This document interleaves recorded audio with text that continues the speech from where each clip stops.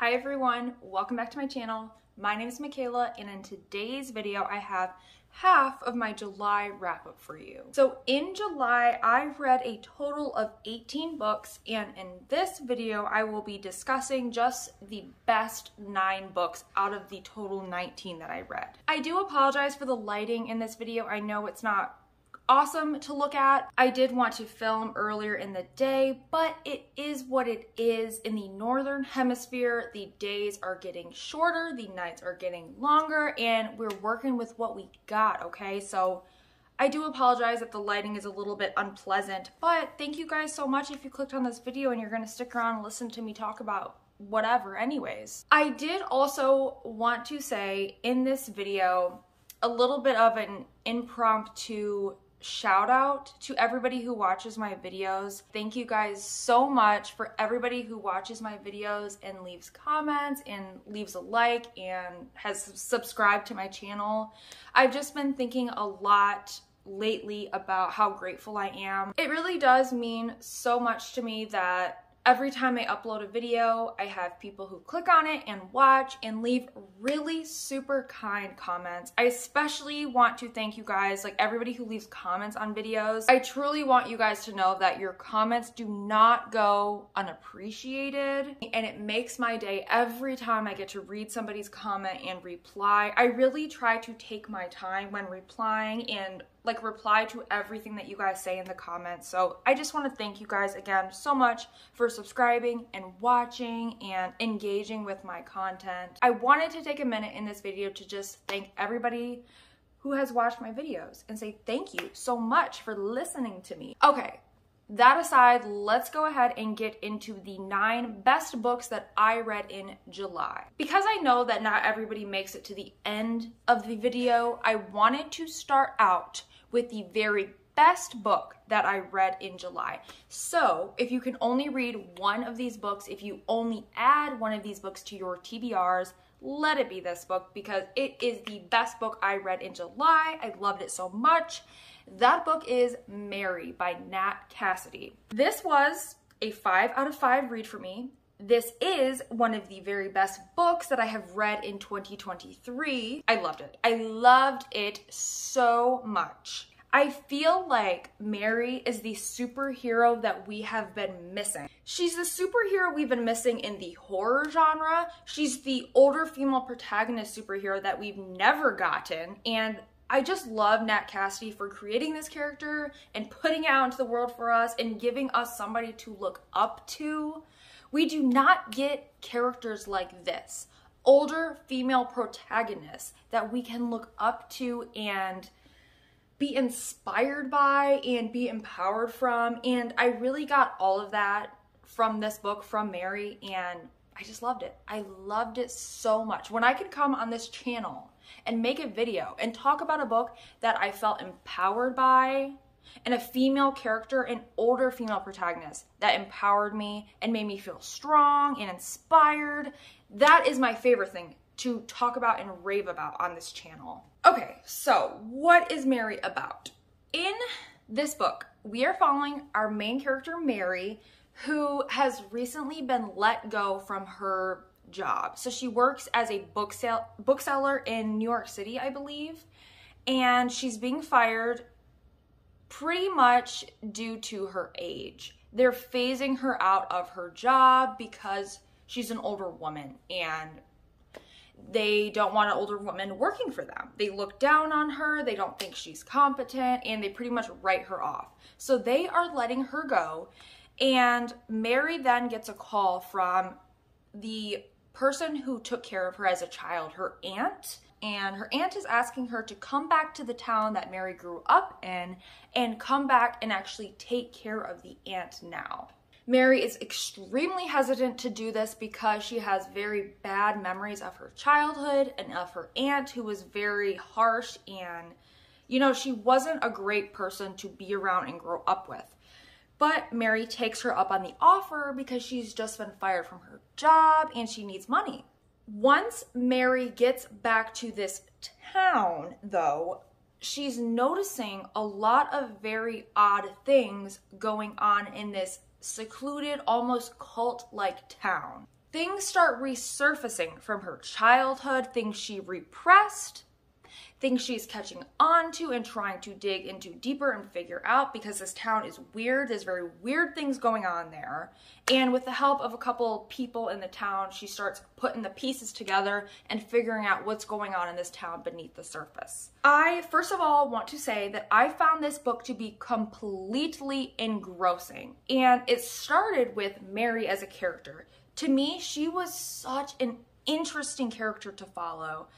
She was so funny, and okay, she also reminded me of an 𝚆𝙾𝙽𝚃𝙷 book that I recently have read and raved about on my channel. That book is Death in Her Hands, and that book is similar in that we are also following an older female protagonist. In that book, her name is Vesta. So Mary reminded me a lot of Vesta's character. I obviously loved that book, Death in Her Hands, so to get that like similarity immediately made me feel connected to this book and to Mary.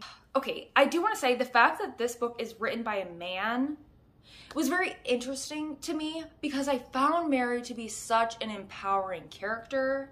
I found a lot of her inner monologues to be very relatable and insightful, and I don't know, the fact that it was written by a man. I felt, okay, here's the other thing. There's a lot of male authors who write female characters that I feel like they missed it, okay? They missed the point, they missed the mark. For example, Riley Sager is an author I can think of off the top of my head that often, every time he publishes a book, he's writing through the POV of a female protagonist. And I feel like he does women dirty a lot of the times. But Nat Cassidy, oh, another one, Grady Hendrix. I'm pretty sure Grady Hendrix, every single time he publishes a book, he writes through a female protagonist. Yeah, I've read every single one of his fiction books, and they're all told through female POVs. He's another one that sometimes does women dirty, okay? And I think he misses the mark. But Nat Cassidy got it, okay? He understood. And there was a quote that Mary says that I loved so much, and it's a like reoccurring theme that she brings up. So the quote is, she says, "Crazy is the worst C word you can call a woman." And I love that. I found that insightful, poignant. Yes, crazy is a word often used to invalidate women. She brings this point up a few times in the book where people call her crazy. I just loved that call out. Ooh, yes. Okay, another book that this book reminded me of is another one of my favorites, and that book is Sundial by Catriona Ward.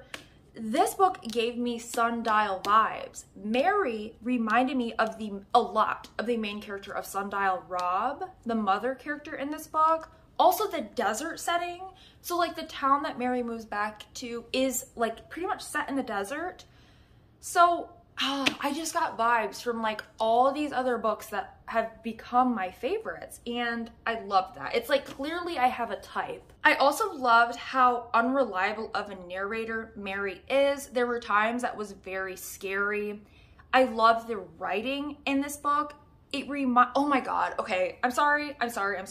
But another book that this book reminded me of, another one of my favorites, oh my God, Theme Music by T. Marie Vandelli. This book also, like I wrote in my notes, this also reminded me of theme music with the unreliable narrator and all of the times that Mary gives red flags in the book. That was something that the main character of Theme Music did, where you're following her, so you're sympathetic, empathetic towards her POV, towards what she's going through, but at the same time you're reading it and you're like, that's weird, that's a red flag, something might be wrong with you. You know, you're involved in this somehow. You know, you're not an innocent player in this game. And I got that from Mary a lot, where you didn't know if you could trust her. I loved it so much. I loved the point this book was making towards the end when we're getting to the climax, we're getting to the action, we're getting to some scary, really scary scenes. I don't know what I can say without giving spoilers. The idea of this town that Mary goes to reminded me a lot of our current climate and culture and the way that the world looks at serial killers, which I know I've spoken to on my channel a few times. I've said I'm not a true crime person. I find something about true crime problematic, and the way that our culture and society looks at serial killers and men in general who are serial killers and almost puts them on a pedestal, you know? I felt that in this book. I felt a lot of truth and parallels to that.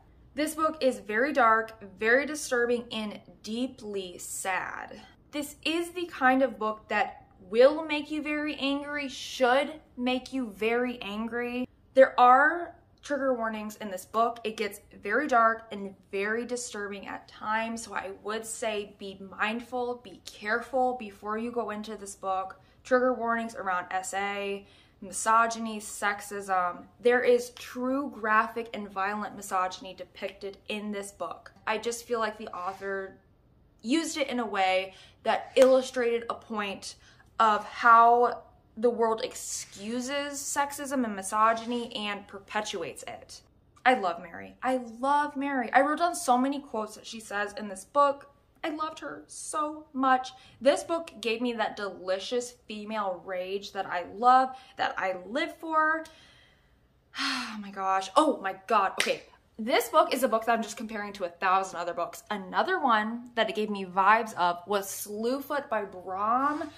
For that moment when you know that bloodbath is coming, okay? You have been downtrodden with our main character and you want some revenge, okay? You are ready for the revenge and bloodbath to befall the town. And this book gave me that, okay? And oh, it was so sweet and amazing when it finally came. If you guys hear that noise in the background, my husband's in the garage rotating his tires, so I'm really sorry if there's like bad audio as well. We have bad lighting, we have bad audio. What can you do, okay? Life goes on. We gotta film when we got the time. If we wanna post videos, that's just the way it goes.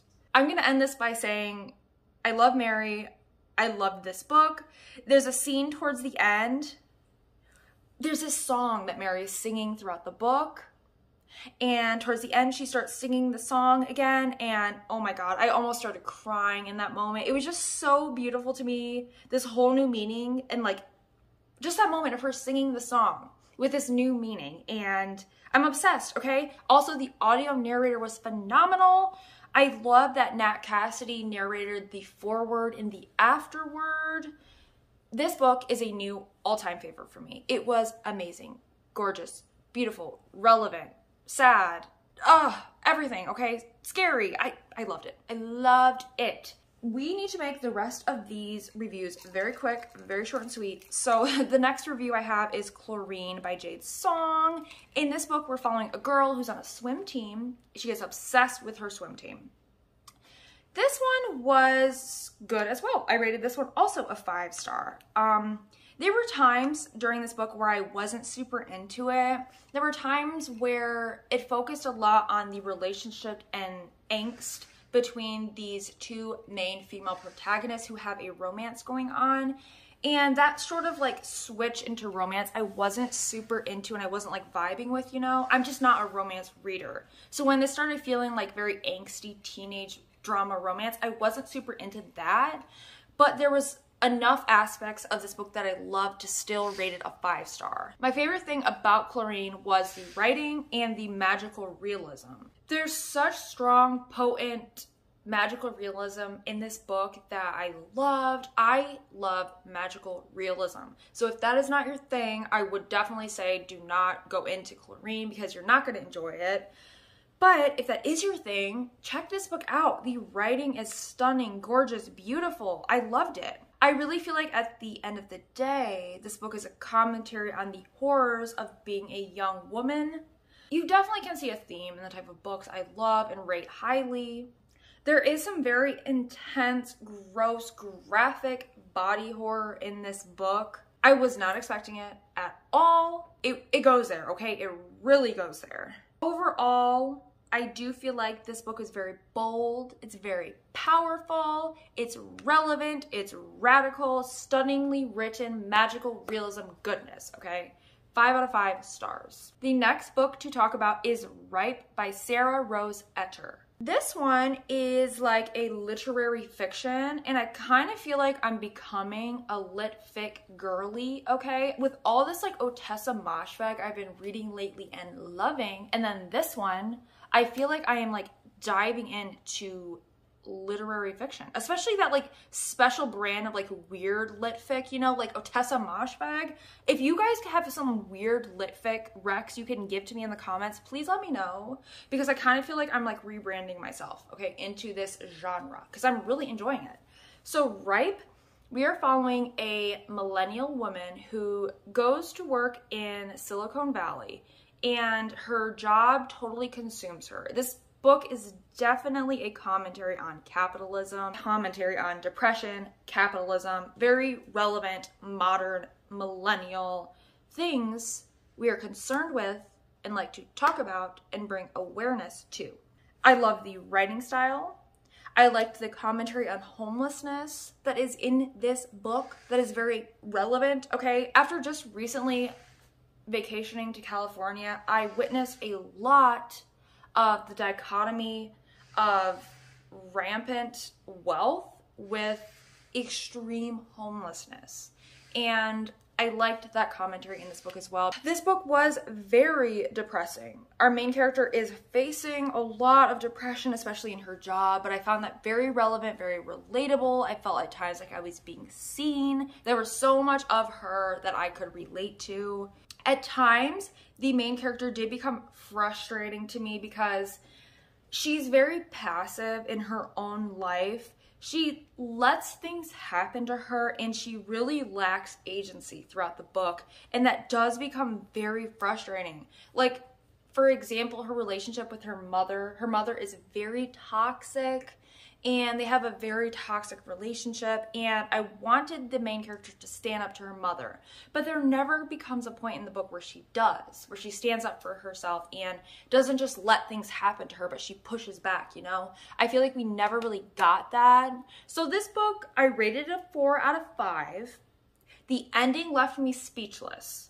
A lot of this book, like I said, was very relatable and relevant. I loved the commentary on capitalism, but it wasn't a full 5 out of 5 stars. But it's still one of the best I read of the month. So I would recommend this, especially if you are interested in those topics I mentioned. You would enjoy this book, I think. Okay, the next one to talk about is Eileen by 𝚘𝚃𝚃𝚃𝚃. This is now the third 𝚘𝚃𝚃𝚃𝚃 book I've read. Yes, okay. So I rated Eileen a 4 star out of 5, but I have considered raising my rating to a 5 because of the fact that I cannot stop thinking about this book. It is like living in my mind rent-free. It's occupying my brain, and almost not in a good way, you know? Like, it's very disturbing. And I would 100,000 million zillion % say, please look up trigger warnings before going into this book, or at least being very mindful and careful reading this book of what kind of mental headspace you're in before you go into it, because there is subject matter in this book that could be extremely harmful and triggering to your mental health. I just want to stress that before I get into it. So in Eileen, this is a very weird book. We're following the story of an odd girl at a very odd moment in her life as she meets this other woman at her job, a co-worker, and she becomes very like infatuated with this girl. She develops a friendship with her. The main character, Eileen, is very sheltered and reserved and to herself. She does not have friends. When she meets this other woman, she becomes obsessed with her.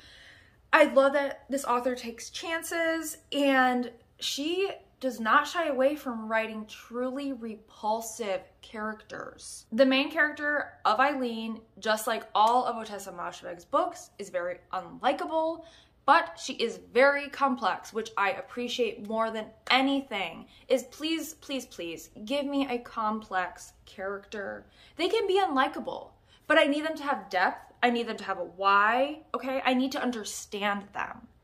And 𝚘𝚃 gives me that. So that's kind of why I've been thinking about raising my rating to a 5 star, because I see so much value in her books. I found Eileen, the book, to be compulsive, subversive. Like I keep saying, this author loves writing unlikable, repulsive female characters who are very different from the type of female characters we typically see written in fiction. I feel like this author is subverting the genre and subverting fiction and what we think of in female characters. There is a lot of Eileen's character that is very gross though. There's some conversation around SA that is pretty gross, pretty problematic. Eileen is also at times very creepy, very predatory. The characters in Ottessa's books are always yuck though. So I would say if you are used to her writing, you'll know what you're getting into if you read Eileen. But I would not recommend having Eileen be your very first Ottessa Moshfegh book. I just think this one is very heavy, very dark, and I would not start here. Still though, there's a lot of times where the writing shines. There's a moment where Eileen is talking about, she's like trying on a dress in a dressing room, and the saleswoman who's like helping her says, "How did you do?" As in, how did she look in the dress? And Eileen like pauses and thinks, why does she ask me how did I do and not how did the dress do? And it's moments like that where I feel like I can see like the author's personality shining through her writing. Eileen as a character is very lonely. She's very judgmental. And reading her and feeling so torn at times, because at times she'll think something that's so deeply relatable and I would see myself in, and then other times she would say or think something that is so repulsive, creepy, predatory, problematic, and I would think, oh my god, like I cannot believe I could see myself in this girl. So it made me think that the female characters that this author writes are like the most miserable versions of our truest selves. There's so many reflective moments in her books. For example, a quote that I wrote down, Eileen says, "Life itself was like a book borrowed from the library, something that didn't belong to me and was due to expire." So that was a quote that totally hit me and was so deeply relatable. But at other times, Eileen is so gross and repulsive, but I can also see myself in aspects of that and of her feelings. Oh my god, we're only 4 books in. Okay, I am speeding this up. Towards the end, there's a crazy plot twist. I love the descriptions, especially towards the end, of the party. If you've read this book, you'll know what I mean when I say the party. That was definitely my favorite part about this book. Just the descriptions. Like, I could picture that party so clearly. And I loved seeing like this social hermit Eileen taking that party so seriously, analyzing everything, and the total letdown of that party not meeting her expectations. I could relate to that so much. This book is extraordinarily disturbing in the worst kinds of ways, and at the end of it, I had no idea how to rate it. I didn't know. I truly still do not know. I settled on a 4, like I said. I don't think I enjoyed reading this book, but I was completely engrossed and hooked reading it. I don't feel like anyone could call this book boring, which I think is such a compliment to the author. And yeah, because of the fact that I can't stop thinking about it, I've considered raising it to a 5, so we'll see. The next book I have to talk about is a very exciting book. It was my first Agatha Christie, and that book is The Mysterious Affair at Styles, which is the very first book in her Hercule Poirot series. Whew, there are so many books in this series, but I'm diving in. I want to become an Agatha Christie fan. I definitely think I have become one. I rated this book 4 stars. It was a good introduction to her, but also at times it was very difficult for me to follow. So in the Hercule Poirot series, we're following a detective, a retired detective, who him and his friend Hastings go and start investigating a murder, pretty much. And I do feel like I need to reread this book. There were just so many moving pieces. I had a lot of fun with it, and I enjoyed how many twists and turns there was, but the thing is there were a lot of twists and turns, and that's why I'm saying it was a little bit hard to follow. This was my like before bed book where I would listen to the audio every night before going to bed, and I fell asleep listening to this at least 5 times. So that's not a great way to read a book because you have to keep rewinding it every day, right? So while I had a hard time following it, I know some of that is probably down to it being my own fault for falling asleep to this book multiple times. I do think that creating a character map while reading this definitely would have helped me. Also, something I know we have to acknowledge when we speak about Agatha Christie or classics in general, classics do not get a free pass, okay, is the sexism and problematic moments in this book. There's moments in this book I wrote down that are sexist, and this is an older publication, but I am still gonna acknowledge it. I still feel like I have a duty to acknowledge it. There's sexism in this book in Agatha Christie's writings. The next book by Agatha Christie I read was And Then There Were None. This one I also rated a 4 out of 5 stars, and this one did not escape the problematic issues around gender, race, etc. There's a lot of sexism in this one as well as racism. It's hard. It's hard because you're reading a book published in a different time period, so how much grace do you give it? There's mysteries published in today's day and age that do not have these same problematic elements, so it's hard to say. I totally understand why people say, you know, I'm not gonna give this author my time. There's things I could read that do not include these things, and that's totally fair. I did like this book overall though, but this was another one that I found hard to follow at times. There is a BBC miniseries of And Then There Were None that I watched at least a year or two ago, and I was really glad that I had watched that previously because it helped me grasp this book. It helped me get an idea of the characters in my mind. It gave me a way higher comprehension of what was going on. The ending of this one is truly wild. It's one of the most wild endings ever, really, truly ever. And I feel like Agatha Christie was really ahead of her time with this sort of plot twist and ending. This is the type of book that is impossible to guess or predict. And yeah, I liked this one overall. The next one I have to talk about is *𝚆𝙃𝚃 Acre by Andrew Michael Hurley. This one, I'm stuck. I'm stuck on my rating, okay? I'm stuck between a 4 and a 3. In this book, we are following a couple who their young son has passed away and they're very stuck in grief. And there's some element of haunting going on in this like house that they're living in and out in the like English countryside. This book was very unsettling. It was very creepy, gripping, bizarre. There's gothic vibes, which I loved. There's folk horror aspects, also grief horror aspects. There were times in this book where I considered rating it a 5 out of 5 stars. So that tells you something, that I did really enjoy it at a lot of points in this book. I do know though, I zoned out quite a bit while reading this one, and I think some of that comes down to like the grief horror aspect and how much of a focus is on the parents' grief over losing their young son. And I think that just might not be my thing in fiction. I don't know.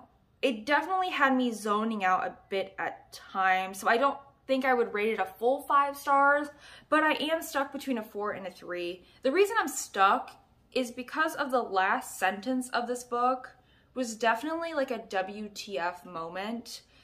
I liked a lot of this book, but that last sentence was like, what? And I had to deduct a couple stars. So on Goodreads, I rated it a 3.